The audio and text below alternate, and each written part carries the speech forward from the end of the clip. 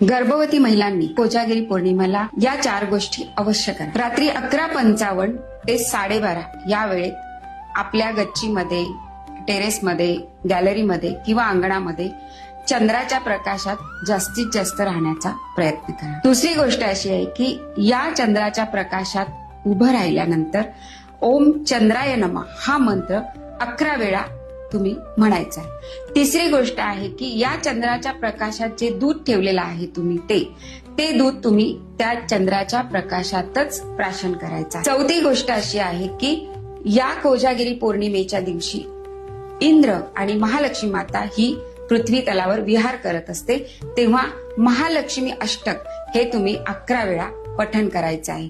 लक्षात घ्या, या कोजागिरी पौर्णिमेला जो चंद्र प्रकाशित होत असतो तो त्याची 16वी कला प्रकाशित करत असतो आणि या 16व्या कलेतून अमृताचा वर्षाव होत असतो।